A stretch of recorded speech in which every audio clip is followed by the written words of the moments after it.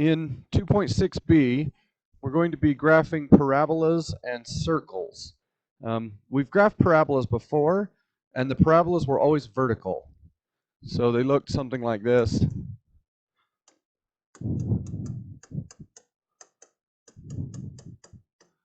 Or they would look like this.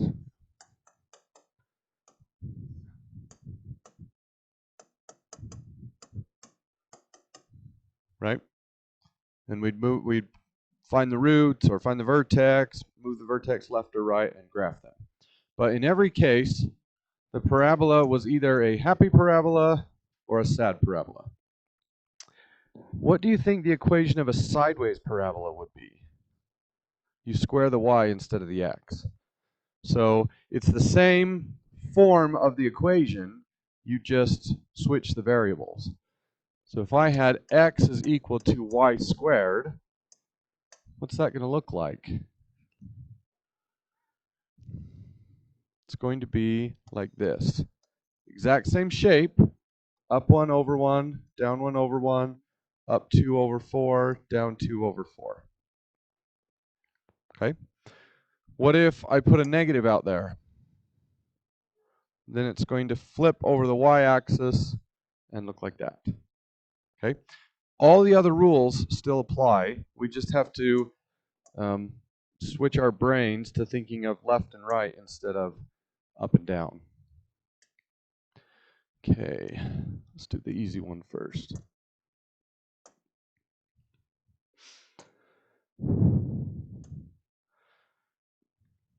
Y squared equals negative 3x. In order to graph this, we have to have x equals. How do I get x by itself? Divide by 3, negative 3. So x is going to be equal to negative 1/3 y squared. So it will start here. How does it want us to graph this? That's interesting. I don't know what this button is.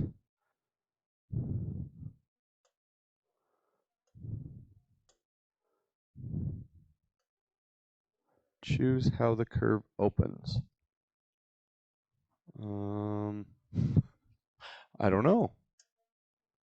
Oh.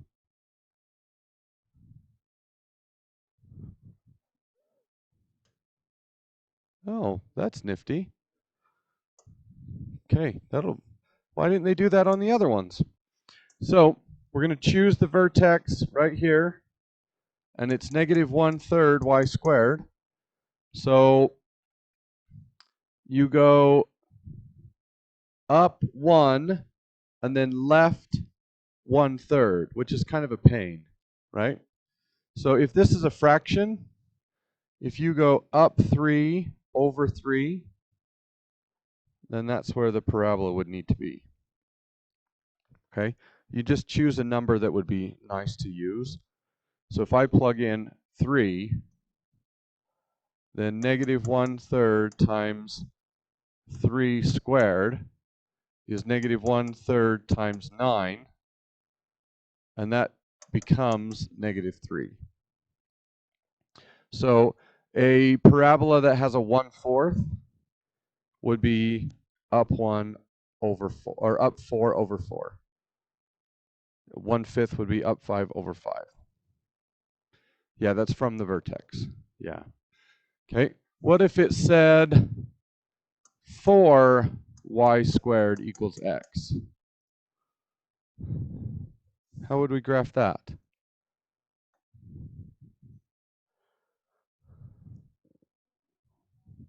So normally it's up 1 over 1, down 1 over 1, but now it's going to be 4 times as wide, right? So it would be up 1 over 4, down 1 over 4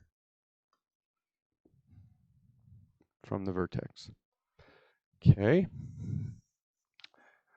Now let's do this one.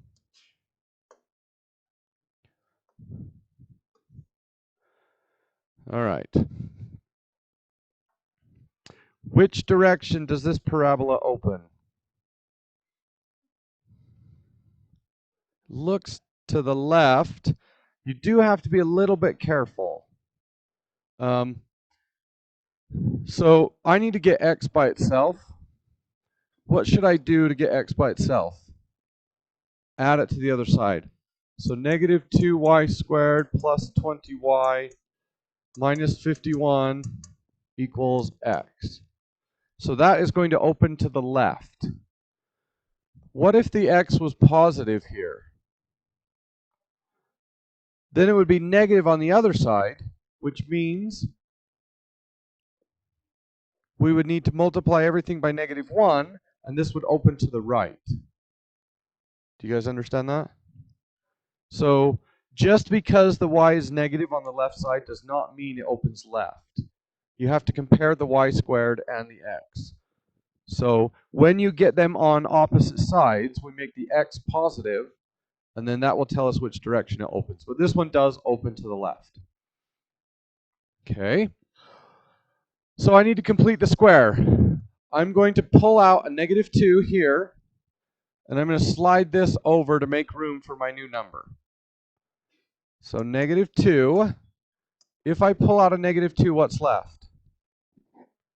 Y squared minus 10y, and then we leave a space, minus 51 is equal to x. This is the same thing we did with vertical parabolas. Okay, any questions so far? All right. What goes in the factor? Y minus 5. And if I put a minus 5 on the inside, what goes above it?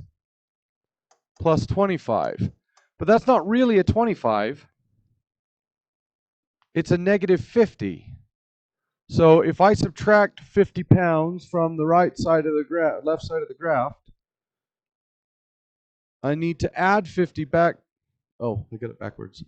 Right. I need to add 50 back to that side in order to keep everything balanced. So we're going to add 50 here.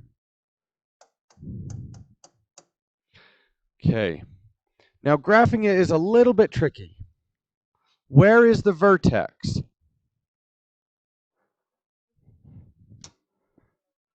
Negative 1, 5. So because I have switched the x's and y's, this now tells me how high to graph, and this tells me how far left and right. But everything on the inside works backwards. So my vertex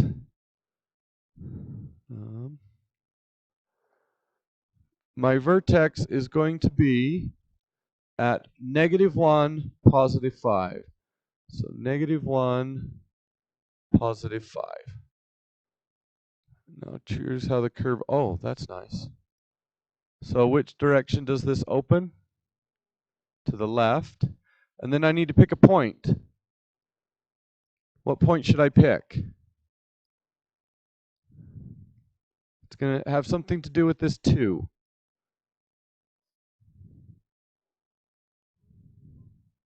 Up 1 over 2. Right? There we go. Should we see if I got it right? Oh no, what did I do wrong? Oh, geez. Wow. Sorry, guys. I did my X's and Y's backwards. Why didn't anybody say anything? Okay, so right 1, up 5.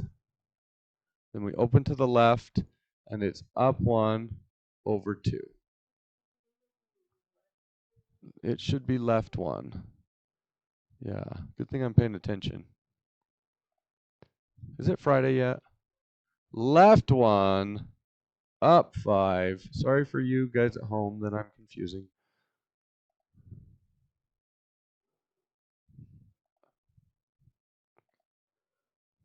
There we go. Now that I've thoroughly confused you, do you want to see another one of those? Yeah? Okay.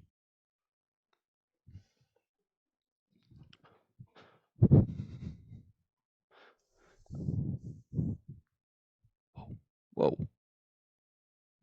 Wow.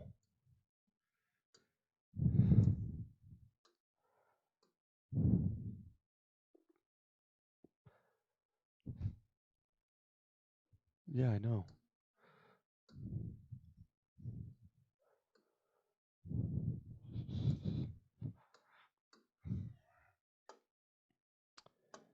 Okay.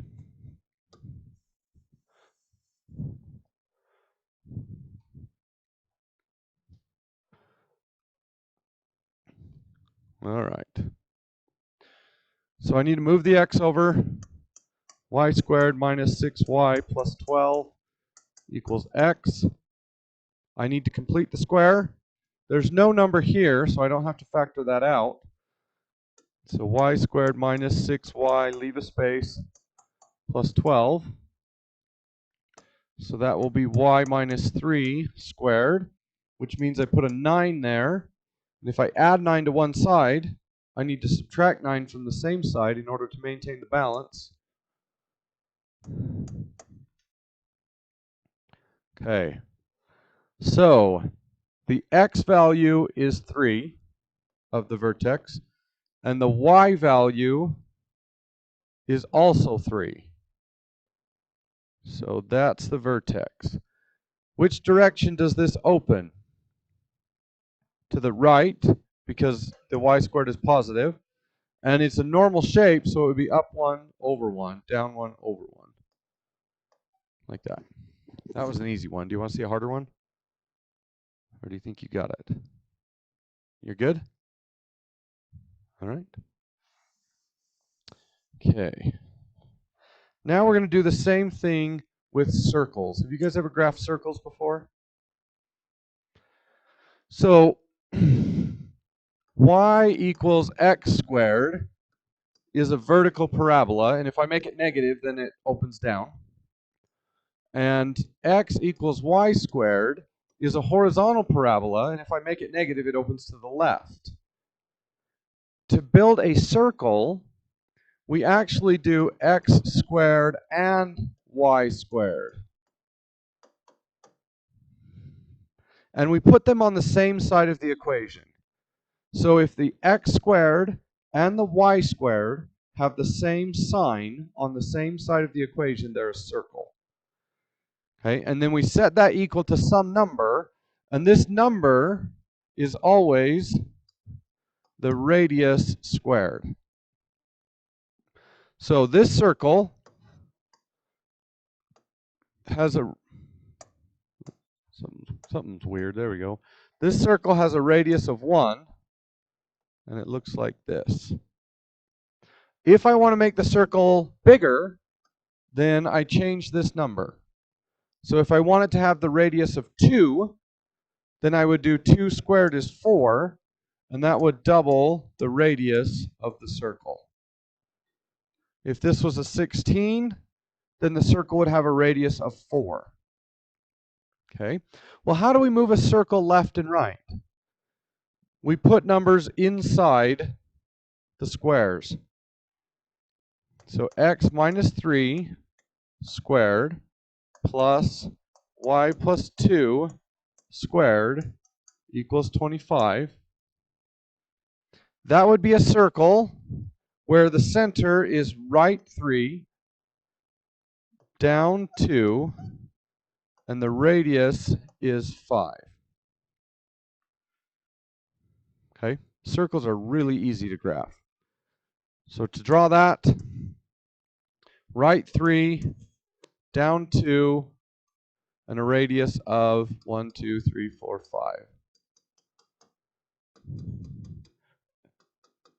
And drawing circles is actually way harder than you think it is. See how I do. Nope. Not good. Okay, we'll go back here.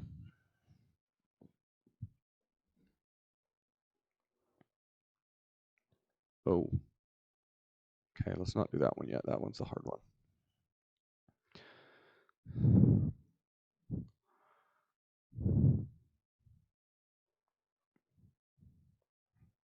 All right. What is the radius of this circle? 5. Where is the center? -1, 2. So you type in the radius, you type in the center, and then you use the circle tool to graph. Okay? Those problems are really easy. When the equation is given in a different form, Then it gets a little bit harder. How do I know this is a circle? It's x squared and y squared, and they have the same signs on the same side of the equation. Now, there is a chance that that equation would be an ellipse, which is like egg-shaped. So let's say it was 2x squared and 3y squared. That means that it would be taller on the y than it is on the x, and it would be an ellipse. It would look like an egg. But if both of these are the same, if the numbers in front are the same, then it's a circle. The number in front of the y dictates how tall it is, and the number in front of the x dictates how wide it is. And so if those two numbers are the same, then it has the same width as it does the height, and it would be a circle. If the y's are taller than the x's, then you get that egg shape. But we're not going to deal with those today. So this is a circle. How am I going to find its center and radius? Well, I have to complete the square twice. So I need to get this 1 out of the way, so I'm going to move it to the other side of the equation. And then I need to isolate the x's from the y's. So x squared plus 6x, leave a space. Y squared plus 2y, leave a space, is equal to -1. Okay, so this is x plus 3 squared, which means I put a 9 there. How do I counteract that 9? I would subtract 9, but I don't want anything else on this side of the equation. So the two options are, I can either subtract 9 on the left side, or I can add 9 on the other side. So on this end, we get y plus 1 squared, and then we add 1 here, but I don't want anything else over there. I want my x parentheses and my y parentheses and nothing else. So when I added 9 pounds to the left, I need to add 9 pounds to the right. And when I add 1 pound to the left, I need to add 1 pound to the right. Those cancel, and I get 9. What is the radius of this circle? 3. What is the center of the circle? -3, -1. Okay, let's do another one of those.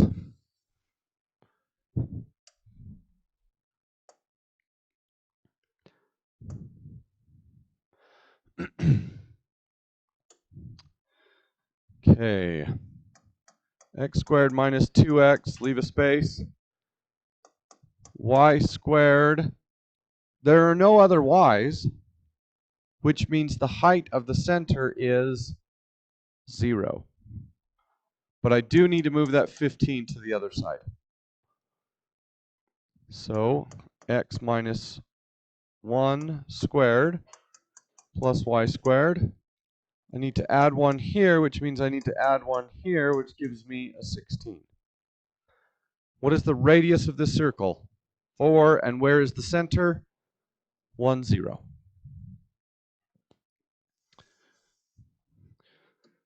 All right, now let's go to the harder ones. Oh no, we did that one already. This one.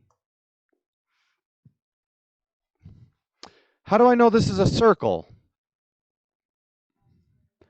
X squared and y squared, and they're both 2's. Okay, the other numbers just tell us where, how big the circle is and where it resides. But I need to fix this so that I can find the center and radius. What do I need to do? Divide everything by 2. So I'm going to go through, divide everything by 2, and then I need to reorder it, x's, then y's, and then I need to move the constant to the other side. So x squared minus 6x, leave a space. Y squared plus 2y, leave a space. And then it's going to equal 6. Okay? So x minus 3, which means I add 9, add 9, y plus 1, add 1, add 1. So the center is at 3, negative 1, and the radius would be 4.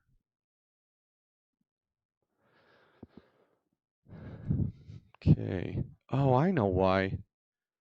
Oh, I just figured it out. Why do these problems have a different set of buttons? These graphs are not functions.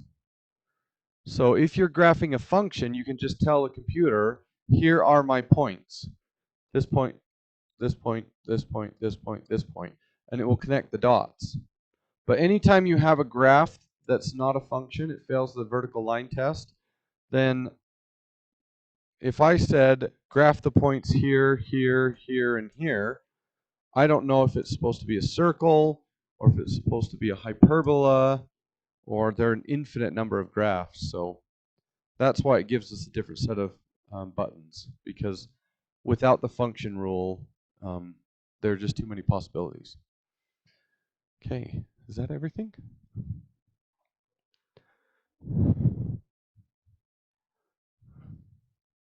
Yep. All right. 2.6. Get to work.